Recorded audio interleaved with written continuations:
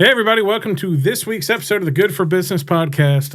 On the other mic is my longtime friend in Columbus, Mississippi, and current mayor, Stephen Jones. What's going on, man? Well, thank you for having me. How's things going in the city these days? It's going great. I think we got a lot of momentum, a lot of stuff going on. As you see, Parkview is getting ready to start. That bids came in, so they're getting ready to start on that. Fifth Street is almost wrapping up, starting to look really good. We have people building in the city. We got College Street, got some construction going on over there. On Shady, they have two houses going over there. We just sold one of the city lots, two of the city lots, but he's combining it to one, to an investor. Was that Jerome Stevenson's deal? Yes. Yeah, Jerome Stevenson, owner of Crylike, part owner of Crylike's doing that. And Brandon Shaw from Crylike's doing something on Main Street, fixing up the building on 11th right there. Exactly. So we got a lot of good stuff going on. We will be bidding two additional lots that we have that will be going out for bid. So anybody that want to invest in the city, now's the time. Yeah, and as announced, we're going to date this podcast a little, but as announced by me in the Good for Business podcast, Aldi's coming to town and confirmed by the Commercial Dispatch. We got that. We got a restaurant coming out on Woody's by the water. I won't comment on that one because we haven't gotten anything actually in writing. So, No, I don't need you to comment. I think the mall owner whole group said wink, wink, nod, nod, which is all the quote you need for that. A lot of good stuff going on. And then the cover of the Dispatch today is my friend Thomas Taylor, who's a guy that moved here from Salt Lake City and has already flipped, I think, 25 houses in the last year, and he's planning on doing about 50 this year. And he does good quality flips, but keeps all the prices usually under $200,000, which makes you have a nice, clean, affordable house in the city limits for under $200,000. Pretty cool. And he's, as you'll see in the paper, he's very bullish on it. So it's good to see that from somebody who comes from an outside perspective, Yeah, talking to a lot of people when I'm out, people are saying that they haven't seen this much going on in Columbus in a while. So, it's good, positive energy, and I think we just need to roll with it, Yep, I agree with that. We haven't had a murder in, over 18 months now. So let's knock on wood. Keep it good. Keep it good. But, we have a lot of good things. I think we have a good police department. They're doing the work. The fire department. We've always had a great fire department. Keep on. The new chief has some great ideas that we've been talking about. So, I think we're going to continue to see. Relatively new school superintendent, too, who's trying to make a difference. And definitely. You and I have talked privately over the years, just so we give a little history. So I've known Stephen. I rolled in a Remax about 12 and a half years ago, and he was in the office next to me. We became quick friends and started driving around town, fixing problems even before he was a politician, and he helped me out with a lot of my fundraisers. And then he ran for council, and we drove around town trying to fix problems, and now he's mayor, and he's driving around town trying to fix problems. So. Yeah, I try to leave him alone now that he's famous for that. And we certainly don't mind, people calling in. If you have an issue, please call it in. I know everybody likes to go to Facebook, but if you want a real answer to your problem or if you want somebody to do something about it, the best thing to do is either call the mayor's office or call the department, that you're having an issue with, so we can get it. I look at Facebook, but I don't respond a lot, and it may take me days to look at something. So if you have an issue, the best thing to do is to call the mayor's office. Have a great assistant in Angela, and she definitely makes sure that you get to the right department and get the problem solved. Well, I've been telling you this for a long time, and of course I was intimately watching government when I was at the newspaper, and been at least following everything. Man, every single person wants it to be okay. Like Casey at Public Works doesn't want people complaining. He wants the street sweeper to work. He wants the flowers to look pretty. Like, everybody wants it to be right, but a lot of times, I'm telling you, there are potholes. It's raining today, folks, in Columbus. It hadn't rained in a while.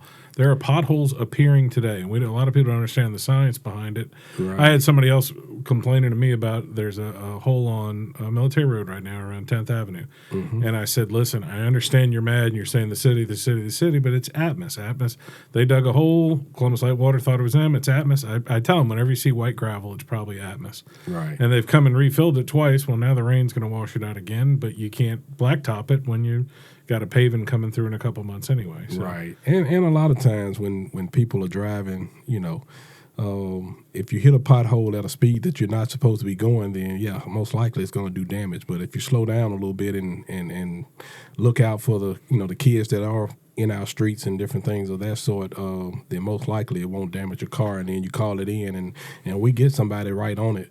Now the process, people want to call and say that it damaged their cars, but the process is, if it has never been reported, like today, it'll be potholes that wash up, and if it had not been reported, then we can't fix it. So it's considered a natural disaster, and our insurance will not cover it.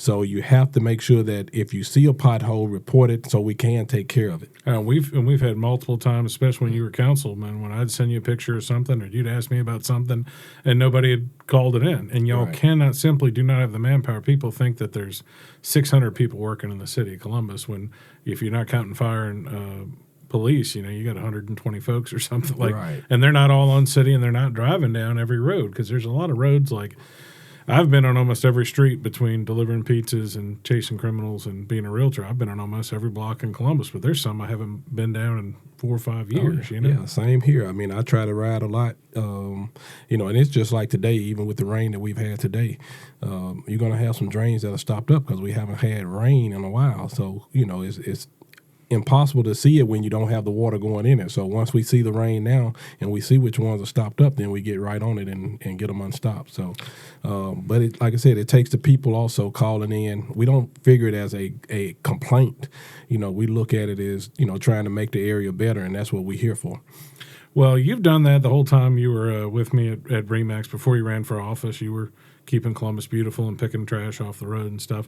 Can you talk a little bit about your upbringing here, living? I know not many people know this. You're somewhat of a, what do we call it, vegetarian, pescatarian? Pescatarian. And why is that? Is that because you grew up in a slaughterhouse or a slaughterhouse adjacent? No, actually, I'll tell a funny story. When we grew up, my dad had a bunch of hogs, so we ate pork a whole lot. So when I actually graduated high school, I stopped eating pork. I think that was the last time that I ate pork.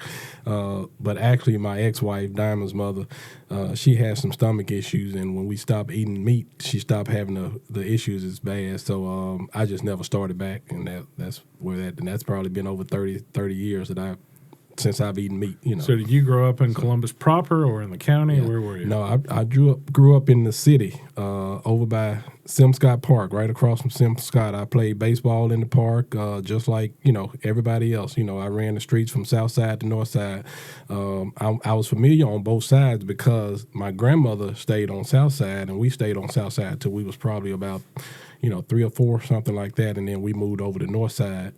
And so I was always back and forth from north side to south side because my grandmother and them still stayed on the south side. So everybody knew me as Little Red over there on in both areas. So that's why a lot of people know me on both sides of the town. There you go. So what was your first job like out of high school?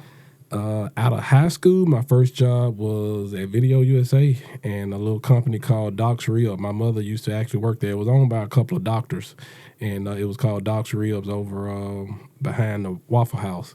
And she worked there part-time when she wasn't working at the hospital. And so I used to help out there. But my first real job was Video USA, where I actually worked and became district manager, and moved up. Where was Video USA? Was it on 45 by Holly Hills? We had 2 of them here. We had one on 82, and we had one on 45. The first one was on 82, and then I later opened up the one on 45. Is it the Holly Hills Plaza? Or where was Holly Hills Plaza. When did it shut down? We had one in Starkville. I sold real estate for 15, 16 years. So right before, actually we saw how it was going. So I started looking for another career. Yeah. And I became a real estate agent and was pretty successful in that. But yeah, it closed down probably around 18, 20 years now, something like that. So.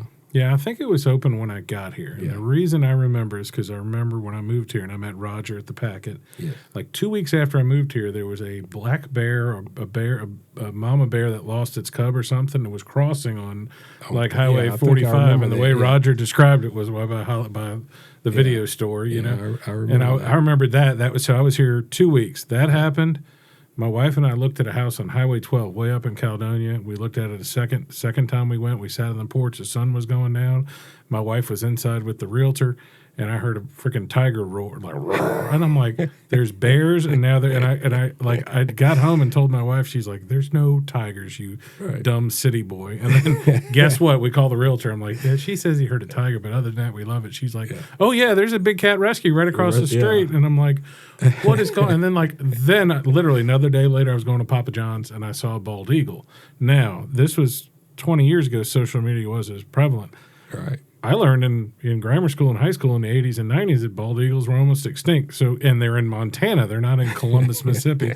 And my wife, again, is like, quit making up stuff. I'm like, I'm telling you. And it was like 5 years later before we went to Prophet's Porch and somebody was like, they have a bald eagle's nest out there. Yeah, I'm like, I told you. I remember hearing that story about the bald eagle back then. So, well, they're all over the place now. So it did pretty. I remember they had one that hit a wire and died when Chief Shelton was around by the police station. So.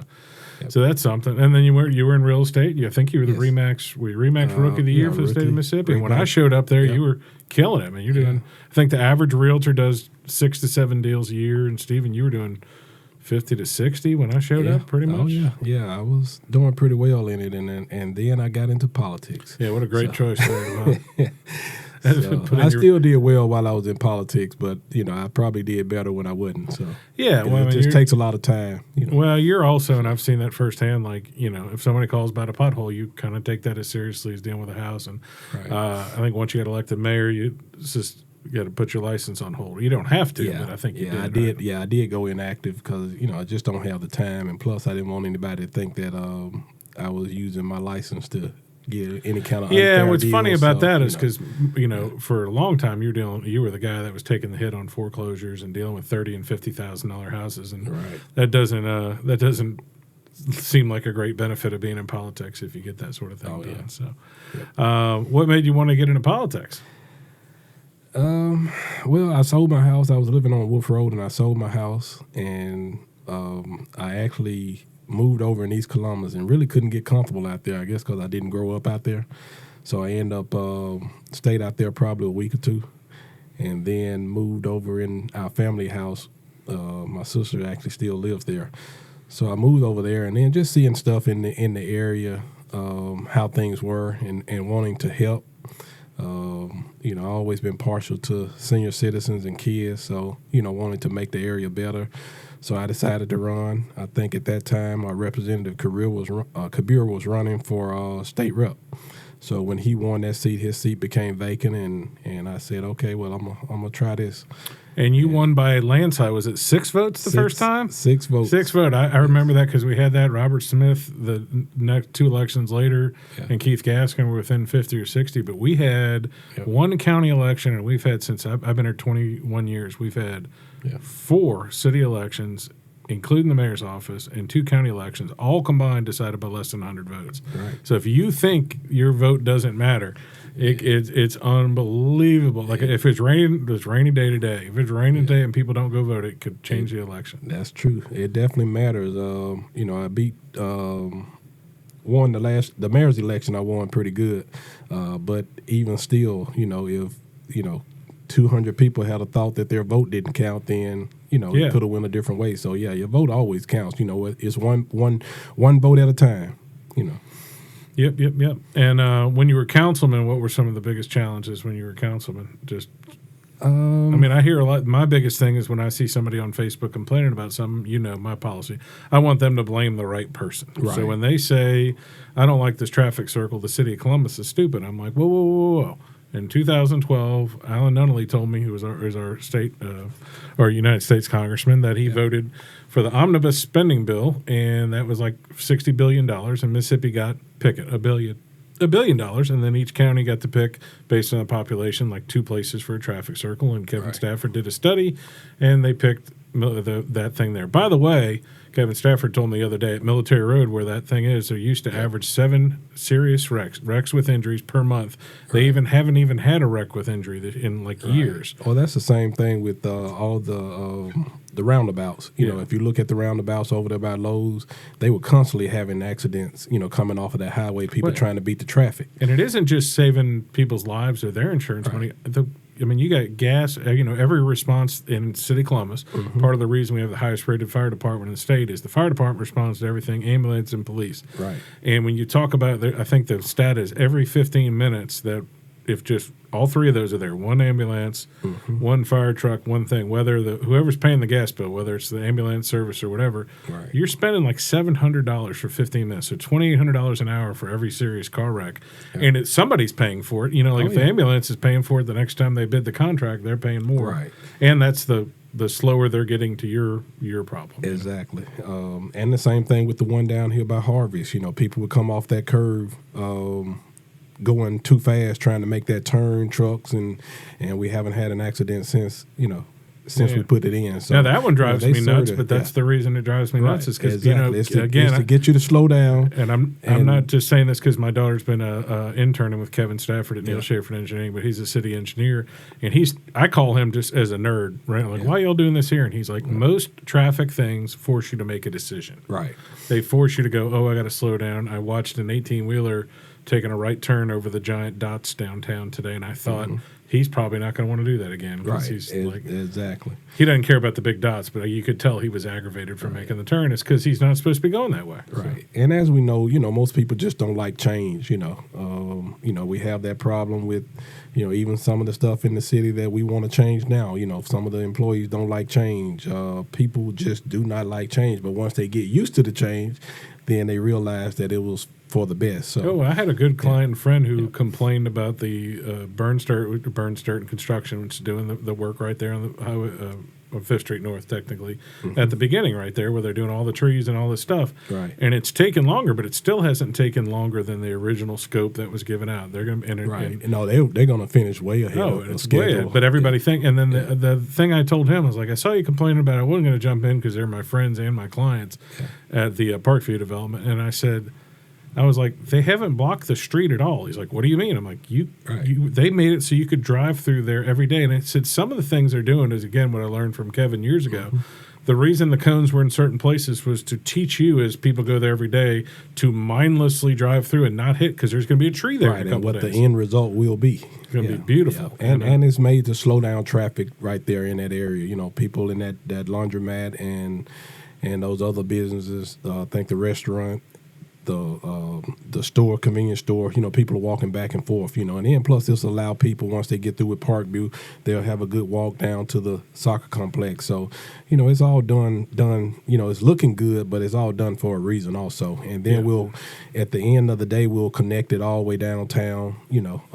We've been looking at, still in one of the previous plans, they wanted to take the river walk on down to the base, so that'll probably come back up and probably be done in phases. And I remember part of that was, the bypass 20 years ago. I mean, 3 different times was supposed to go, back by Wilkins Wise, and they gave up on that. But I can tell you that there's no business on Highway 45 complaining about traffic. They like that. Right. Oh, yeah. You'd rather have all that traffic going there. And I mean, I have Air Force families all the time that love the soccer complex and Riverwalk, that quality of life, or they call it quality of place. They just like it. And that wasn't here when I got here, and I've been here 20 years. Right. I remember they were tearing up the soccer complex when I got here. So. And then the amphitheater, once they finish that, they I think the bids will be next week or the week after. We'll have the bids in for that, so they'll start work on that. So, like I said, Columbus, we have a lot of good things going on. So we just we do. I mean, it's like a lot of things. You just got to start. You got to start talking good about yourself. And that's it. I have more friends who are doing it over time who've been here, because there's a large contingent of people, especially that live downtown, who are just who have bet big on Columbus for a long time. And there's some surprising stuff. I've been doing some comps, comparable sales for real estate in the heart of East Columbus, where a lot of people don't even think they want to go or live. A couple $200,000 houses sold near Columbus High this year. Like they're some of the neighborhoods are becoming more owner occupied than renters, right? And which is helping everybody. And we're very fortunate to be like on TVA's grid and have Columbus Light and Water, just a very fiscally sound group running our operation. Not everything's perfect, but we have a lot of advantages here. So. Well, Columbus is only going to get better. We're actually working on some rental ordinances and different things also. So we're going to make Columbus better. There you go. How is I know the biggest challenge anybody will ever say with Columbus is some people touch on crime, but statistically speaking, we're not that different than most towns our size. What about schools? So the biggest thing, I know we got a new superintendent. You and I have talked in the past about like every troubled kid goes through Columbus Middle. And, I don't know if 100% vocational training is the way to go, but what's your opinion on what they need to do to, in my opinion, if you took we've talked about poverty being the issue of third generation people who've never read and never done anything, like didn't get to go to school, being the bigger challenge than blaming teachers or like some people literally blame the school building. You know what I mean? Well, it's just about keeping kids in school. When kids are missing school, then they're most likely to fail. I think we have a good superintendent, and we've had good superintendents in the past. But allowing people to do their jobs and giving them the support that they need. I think Columbus is definitely on the right track as far as school-wise. Sports, play a big role. People may, think that it doesn't, but if you have a winning program, then kids are more likely to want to come to school and be a part of that. So the basketball team winning the championship. We have a new coach for football.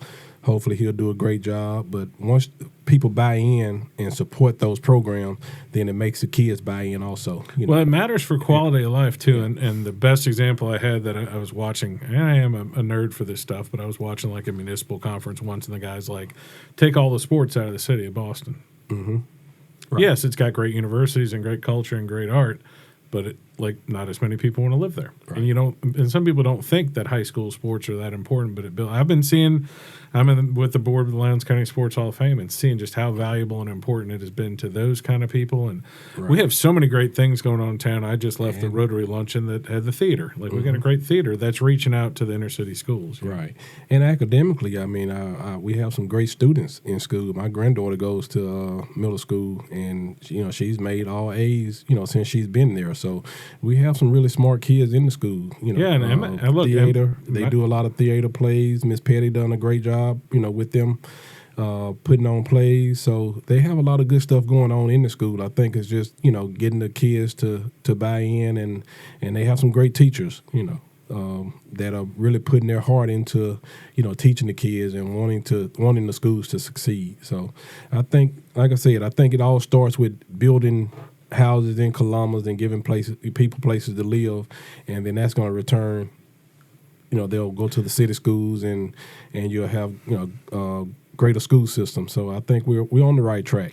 Well, I don't know if I've seen as much of a flip, and there's been several prominent people online on Facebook who've switch their position. But Probst Park's a great example. Why are we spending money on this? Why are we spending money on this? And then, now they're like, oh, my God, have you been out there? And, when I say it makes the kids and everybody stand a little bit taller and act a little bit better, because you got something to take care of and it's beautiful. And that's another area I'm glad that, as a councilman, we invested in that area. Against the thoughts of everybody, lot of people. Everybody thought that we shouldn't put any money in there. But now you go out there, the pickleballs are full every single day. What's good about that, too, is that we always talk about, candidly, white people and black people hanging out. We have a bunch of overlapping communities in Columbus. It's not just black and white, poor and rich, all that sort of stuff. Pickleball is one of those sports that sort of, like, if a kid sees them playing that, oh my God, I can go see what that is. It's not like tennis where it seems kind of out of reach. Right. It's tangible. It looks easy enough. It's not that expensive to get into. We redid the tennis courts out there also, so that you'll see some tennis and some pickleball out there. I was driving my daughter. Great. I was driving my daughter back from. She came from college. We went to United Deli the other day, and she went back. She's like, "What happened here?" I'm like, "Look at all that stuff." And then the skate park, we're actually going to look at redoing that. They're getting new equipment, playground equipment. So you're going to see a lot of change, and not just at Probst Park. Even your neighborhood parks. We putting money into the neighborhood parks as well. Yeah, so we made some progress on Lee Park this year. Yep, Lee Park, or last year. Yeah, Sim Scott, Townsend. All of those. We've been putting a little love into all of them. So I've always said that our neighborhood parks should be places where if you're in one of the centers and having a family reunion, then you feel comfortable out there on the field playing kickball and softball. We just don't have the families that we used to have. When I grew up over on north side at Sim Scott. You know, it was 6 of us in our family. The house next door had 5. The one down the street had 7. The other one had 8 or 9. You know, so you had enough just to fill in one little area. Yeah. You can make 7 or 8 teams in one area, but now you just don't have that. So that's why those fields are just neighborhood parks where you can go out and practice your craft. You know, if you got a kid that's living in the neighborhood, he can go out there and practice baseball. He can do it by himself, or he can go out there and practice shooting basketball by himself. You know, so trying to put things in those parks that kids can do by themselves to make themselves better. So when they do go to the school, we will have a winning program, or we'll have a player that can that has already practiced and played, and we just have to keep them safe. That's why when I was on the council, that's why the first thing that we did was make sure we put cameras around the park to keep them safe. So and just to continue things of that, you can't have a police, there every minute of the day, but those cameras will really help. When I get to the office in the morning, the first thing I do is look at the cameras to make sure that all of them are working, so that when something does happen, we can look back and we can solve that problem. In the future, we also want to do a crime center, so those cameras will be monitored in the future. And maybe getting either some senior citizens or something to come in and watch them, or either connect with 911 where they actually have them in 911, so that when you call 911, something happens, they'll see who's coming out of the area, so they can relay that to the police. So we have a lot of good ideas. I was actually in D.C. hanging out with some of the other mayors, the mayor of Baltimore, which is doing a great job. The mayor of Birmingham, he's doing a great job. So just being able to talk to those people and seeing some of the stuff that they're doing and wanting to bring back to Columbus. So, that always makes a difference when somebody else has already figured out. You don't have to try to reinvent the wheel. So being able to call them up on the phone and say, hey, what you think about this? That helps me out a whole lot. Well, a lot of the big thinking at conferences now and stuff, when you talk about bettering schools and bettering communities, talks about number one is keeping the kids busy, whether it's even if their parents can't handle them or whatever, and giving them some sort of tangible hope. The example I give is when I speak, I've done a couple career days at Columbus High, and I'm not blaming anybody for them not knowing this, but when I went there, I was like, are y'all aware that y'all can, if you graduate from high school and go to EMCC, and I said, and you can survive a year and a half there. You don't have to go 2 full years. They'll hire you at one of these factories, and some of these jobs are 60, 70 grand a year, starting off up to 100 grand. Right. And they're, and the teacher's like, well, nobody ever told us. And there isn't, it's kind of, we got the development link. It's not really their job. EMCC maybe, and we have VOTEC and stuff like that, but it's a hard message to get out there. Right. And, PACCAR probably does the best job hiring from Columbus, and especially African-American women and things. They just, they figure it's online. Everybody knows about it. But I mean, they're local business people. When I tell them that, they're like, your kid can make 100 grand at 22 years old. I'm right. Like, well, that's one of the things that, in speaking with the new fire chief, we want to get back into the schools and lower our age from 21 to 18 to be able to be a fireman. Because if you can go to the military at 18, you should be able to be a fireman or and protect our area. Yeah. So, he's going to get back into the schools and start these kids off early, so that when they do graduate, then we got a good job for them. And they've already, gone through some of the programs. So we got a lot of good things that we want to try in Columbus, and got a lot of good people. And that's what makes me, helps me out, being a mayor, is having great people around me. My COO, Jamie, she does a great job. Jeff Turney is the city attorney. Mr. Brigham, Jim Brigham, the CFO. Those are my executive team, and we get together. We have a meeting every Thursday, executive meeting. So most people think it's just me making decisions. No, it's me and my team making a good decision. And sometimes I get, my stuff doesn't work, and then sometimes, I overrule them. But, for the most part, we make decisions together that's going to benefit the citizens of Columbus. So it's not just one person that, just putting it out there. They do a great job. They make me look good. So well, nothing's ever supposed to be perfect in politics. That's the reason it's there, and that's a big problem at the national, at the state level, is that they're just stuck, and it's a one-party rule. And Columbus has been accused of that in the past, but right now, I know not everything's rosy and sunny behind closed doors.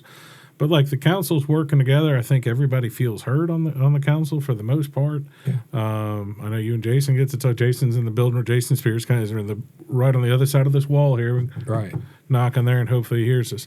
But like I said, they're active and ideas are getting presented, and y'all are workshopping your way through a lot of stuff. So yeah, as I told them, even from the start when they were all elected, my door is always open, to the council. We can discuss things and whichever way we think is going to be best for the citizen. At the end of the day, that's what we all want. Whether it's for Ward 1 or whether it's for Ward 6.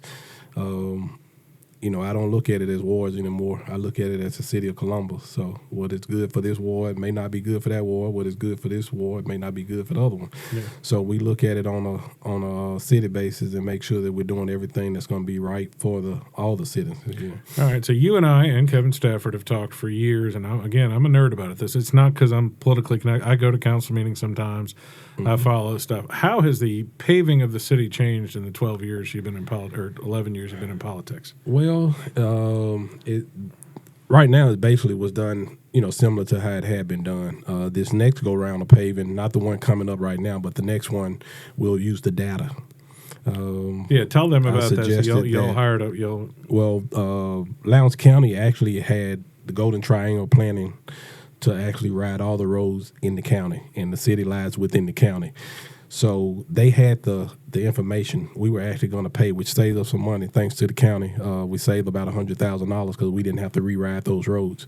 So we got the information from them. Kevin and them will put it in a system, and then we'll look at the data, and the data will tell us what roads need to be paved. Yeah, it was basically a video running around with, I think, LiDAR and cameras. Right. LiDAR's like a little radar thing. Yes. And even if there's cars in the way, it'll look and see the curb's this high, the road's this high, here's a hole, here's this. It can't do real time like pothole finding, but it'll tell you if there's a sidewalk down ramp that's there, or there's a drain. It'll tell us everything. We'll use that data to actually pave, which would be great, because, in the past, dividing the money up equally, sometimes, this ward may not need as much paving as this ward. So this gives you the true data. The two western wards, in which you were former Ward 5 councilman and now Jason's, Yes. You got two wards that get almost 50% of the traffic. Right. And so they get beat up, and they do have a few state roads in there, but it's a lot when you have a lot. And Ward 5 is probably Ward 5 and some of Ward 1 and some of Ward 4 is probably the oldest areas in the city. So they need a little bit more than some of the newer areas. So and it's a process. You said the first time you had paving that you probably did less roads because you were milling them down to the bottom to where they're supposed to be. My house that I fixed up on Military Road's a good example where it's 6 inches different. Right. The road is 6 inches different from the curb because it's just been paved over. Well, it was a lot cheaper to do it that way, and they did the best with what they had. Yeah, it's tough. Because at that time, you think about now, we get in the internet sales tax, but if you remember, probably 6-7 years ago, you didn't get the internet sales tax. Whenever you bought something offline, you got no taxes from it. Yep. So we lost a lot of tax revenue back then. So it was hard. I think Robert did a great job. I think with what he had. I think the estimates were over $300,000 a year lost. And it was about 7 years of where it was pretty obvious that somebody should do something, but they were.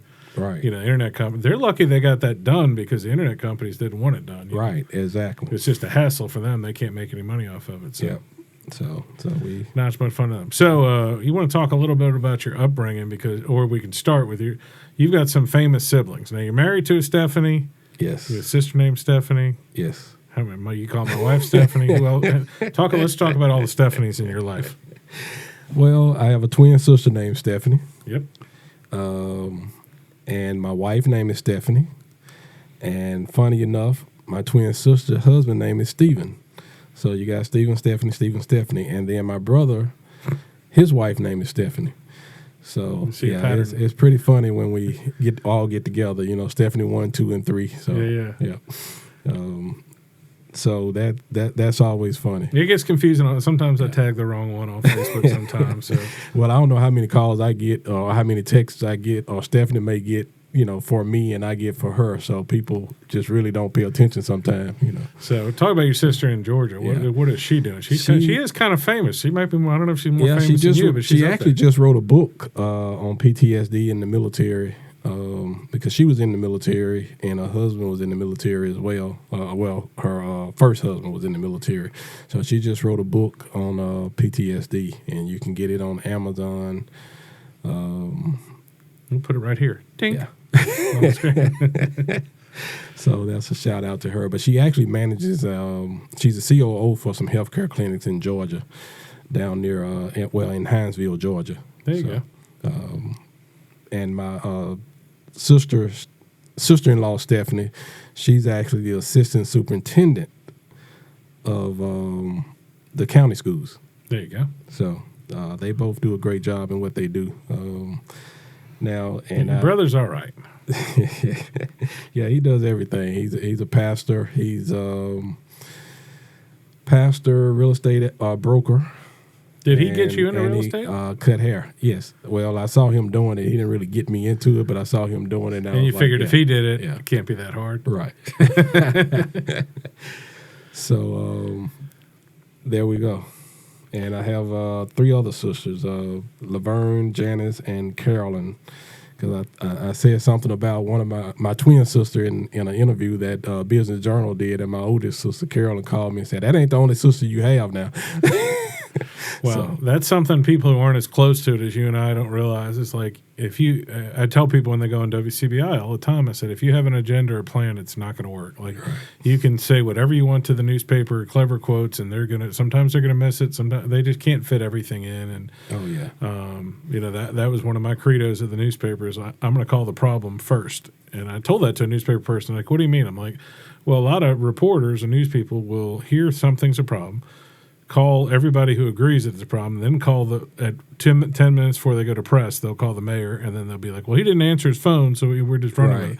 Whereas you could have called and you could explain, and like I killed so many stories, Robert Smith and I were talking about that at the Sports Hall of Fame day, that I would call him first. Right. And I'd be like, so what happened there? He's like, oh, no. And then he'd explain it, and then I'd call a couple people, and they'd be like, well, yeah, I guess he's right. I'm like, right. But like some people might have written the whole story, gotten all mad at him, done all this stuff, and it turns out like it was that happens a lot when I see stuff in certain newspapers or on Facebook, and they say the mayor did this, but they've never had a conversation with the mayor. How hard is it? You're there now. Look, and we're really good friends. I think I've been in your only office 3 times. I don't think I've spent 10 minutes in there. Right. We hung out a lot more before you were mayor. Oh yeah. Part of that is, as I said, I want to let you do your thing, and I don't want people thinking I'm bothering you. But like, we used to we need to go ride the streets. I feel lonely now that we're not checking potholes and stuff. Anytime. But yeah, that's Stephen, I think you told me it's not something worth bragging about, where I posted the night before the primary, I was like, he's been a good friend over there. I don't give him any money. He's like, you can give me some money. Right. He's like, quit telling people you don't give me money. But that's kind of how I feel. I have a lot of politician friends like that where I'm like, I think people should win on their own and do well on their own. Of course, you've been doing that. And I think I can say that there's a exponentially better relationship with the county, with Trip Harson and the board of supervisors. Yeah. Trip and I get along good. We talk. I have no problems with him. If we have an issue, then we call each other, and that's how it should be. We don't always agree on everything. But for the most part, we do get along. Yeah, I think, and he's pretty pragmatic, and that's how politicians, like at a local level, it really shouldn't be Democrat versus Republican. Like I always tell people, like, y'all aren't deciding abortion and all this other stuff. You know what I mean? I don't really think locally it is Democrat or Republican. I think it's always about right or wrong, or agree and disagree. But sometimes you just have to agree to disagree. But for the most part, we can work together. We can hear each other out and see it from both sides. So. What's other than the amphitheater? Any big plans coming up city-wise for the end of the year? I know you're a few months away from budget time, but yeah, I'm got the Mayor's Unity Day celebration coming up June the 6th. It'll be at the Riverwalk. Anybody that wants to donate, give us a call.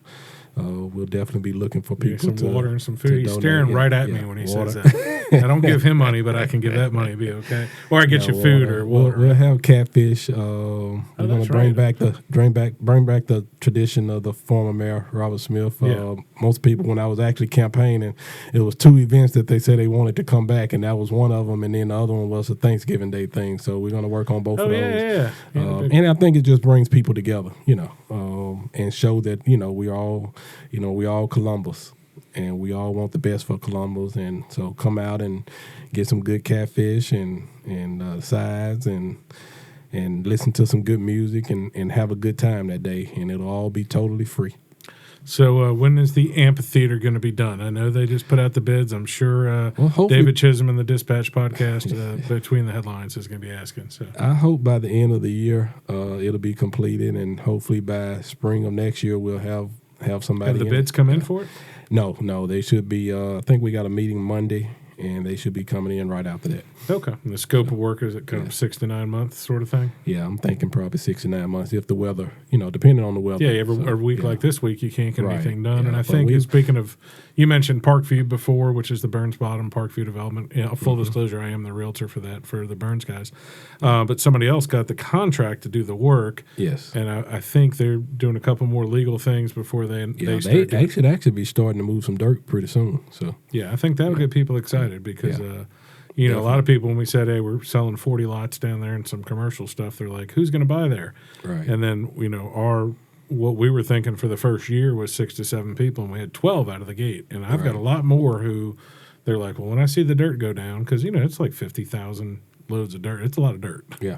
Oh, yeah. And I think that's going to be a great project. And like I said, with people building in other areas of the city, hopefully once they get this off the ground really good, the CRA will move toward, some of the other areas like, whether it be 7th Avenue or down by Probst Park, trying to help develop those areas. Yeah, that biggest opportunity is probably from Probst Park to Main Street, because I know the Magnolia Bowl is a very complicated thing being in the school, and now that Franklin Academy's.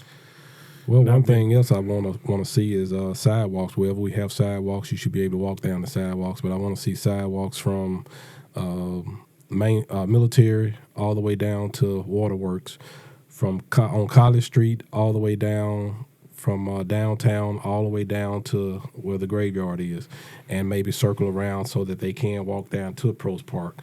On 7th Avenue from Military all the way down, 14th Avenue, Military all the way down, and Bell Avenue from where the college starts all the way down to where Canaan will be building their new church. So if people want to walk down to the church, they'll be able to. So those are some of my goals to try to get sidewalks in some of those areas. Most of South Side proper, like I call it the fancy part of South Side, downtown has them. Mm-hmm. North Side, where we live, is just kind of touch or go. Right. Especially like I don't know where you would put them on the hill on 5th Avenue by my house, but you would definitely need one right next to Magnolia Bowl. That road's wide enough, but so that's all. Those are some areas that we'll be looking at. But like I said, we'll start in those areas first, trying to get them in the main, fairs to people be able to walk, up and down those roads. And especially once we start building houses, we want to make it where a neighborhood where kids feel comfortable getting out and playing. Yep, and I'm on it. We don't have a formal board right now. We have a committee with George Irby talking about the blight program, and the city's trying to work on some lots that need to be torn down.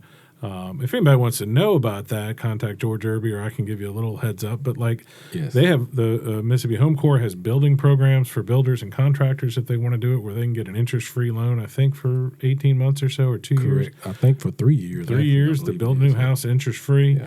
And, we're working just kind of gradually getting through that because it's tough. But people are like, who's going to want to build there? I'm like, well, if you get an interest-free loan, you can generally get a smaller flip house. People always say who wants to build there, but, people don't think about, people that grew up in those areas. I grew up on North Side. I was very comfortable on North Side when I was staying over there. So, just because you never lived in that area doesn't mean that somebody else doesn't want to build there or somebody else doesn't want to live there.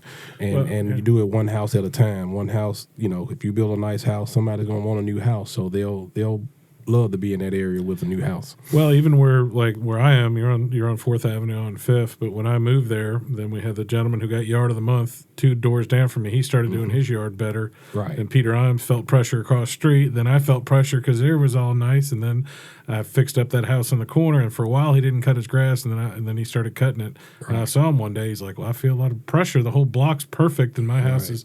His house was pretty good, but then it looked bad compared to everybody else's. Right, and that's how you make a difference. If the city is doing what we need to do on our end, then I think that people will do what they need to do on their end. I got to tell you, and this isn't everybody. A lot of the public probably didn't even know who Kenny Weigel was, but I can tell you every contractor, handyman, plumber, everybody in town knew him, and he was so darn nice.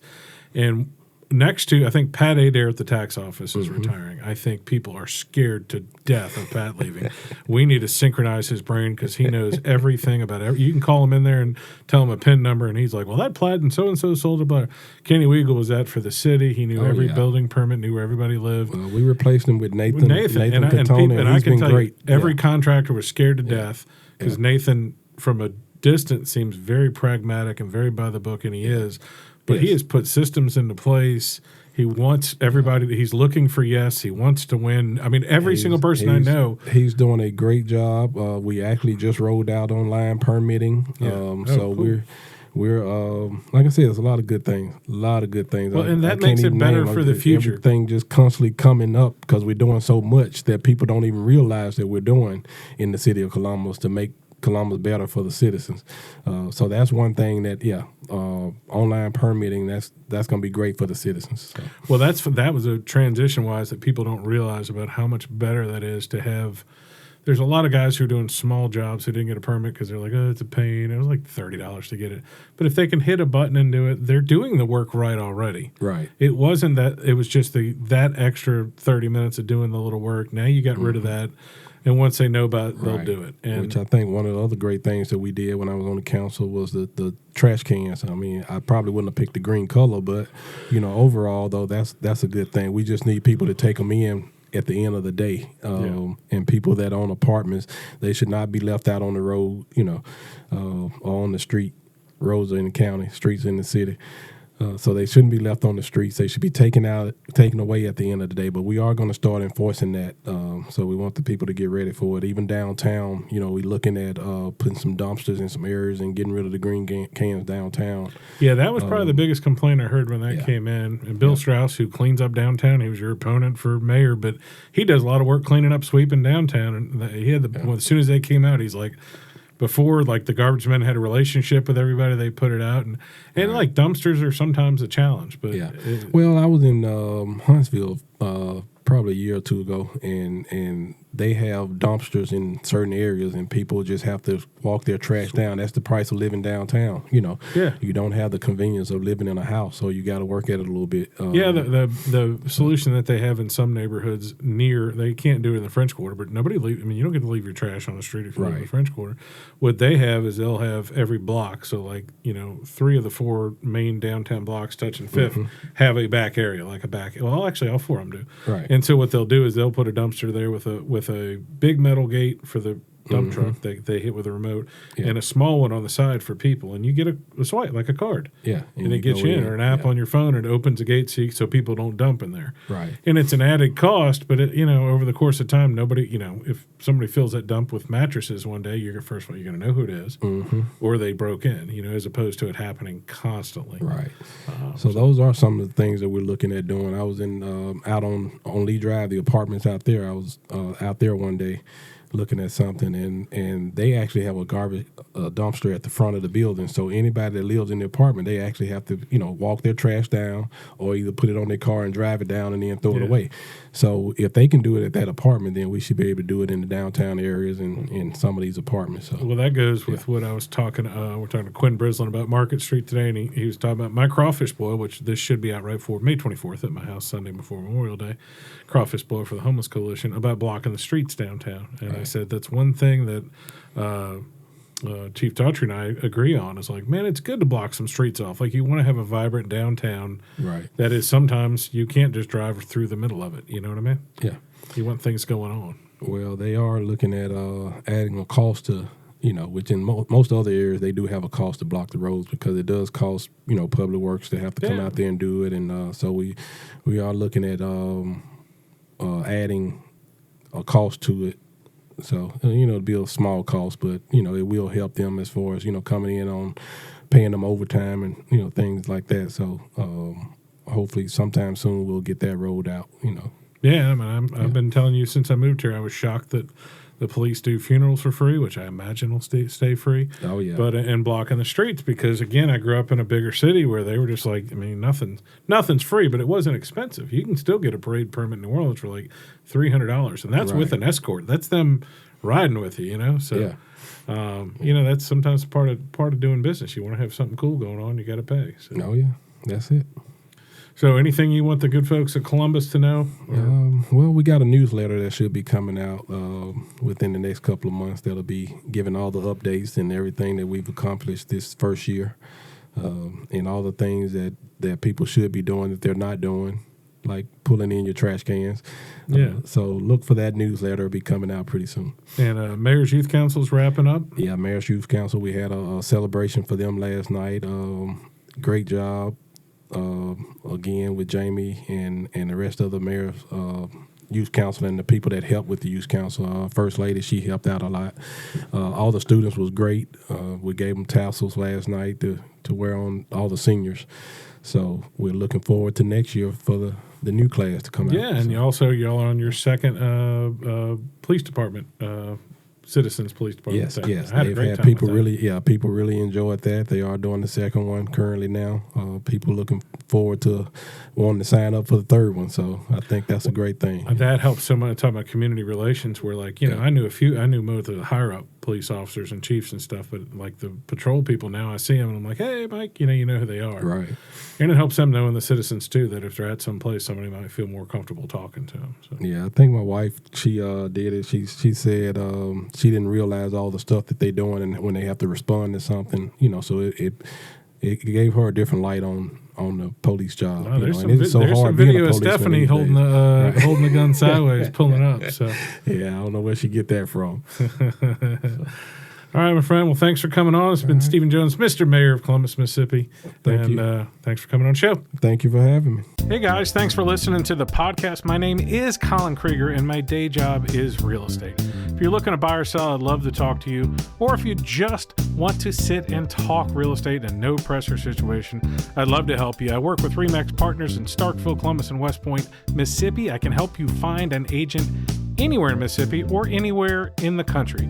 Just reach out to our office at 662-327-7705 or find me anywhere when you type in 662-329-SOLD.